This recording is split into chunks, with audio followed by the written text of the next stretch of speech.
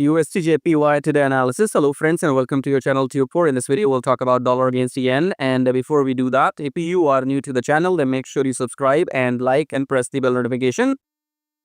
This video might be free, but the value is worth thousands of dollars. Okay, so make sure you subscribe and like. That's something you have to do. I can't subscribe to my own channel. I hope you understand.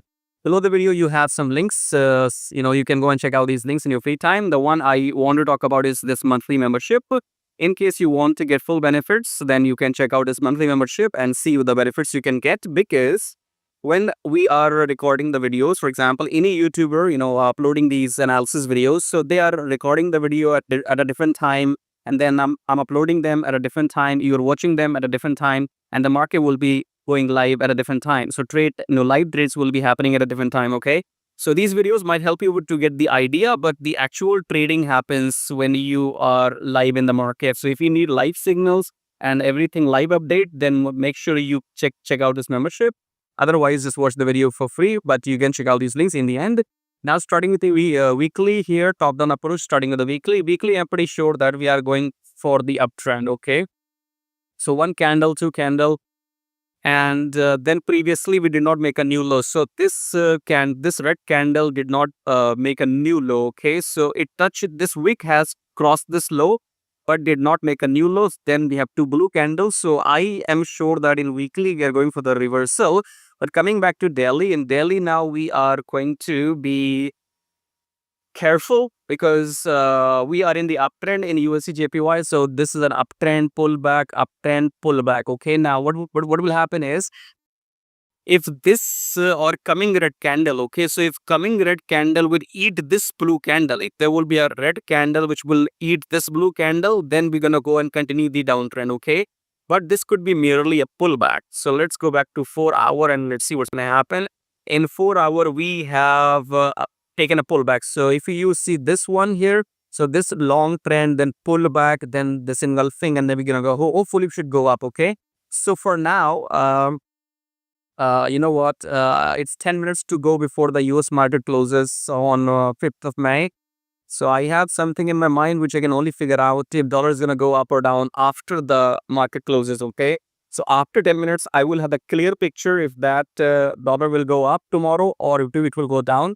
But I'm recording the video before, so make sure you check out the membership if you want live updates. Otherwise, these videos have no time. I can upload them whenever I want to, or I can record them whenever I want to. Okay, but as of now, you can see this was a long uptrend. Then we have a pullback. Then the price rejected the EMA, as you can see clearly here. You see the rejection, and then we have the blue engulfing candle, and then by definition, okay. By definition, we have rejected the EMA, then blue candle has eaten the previous red candle. So if we enter here, then we can take our exit somewhere here. Okay, that is by the definition.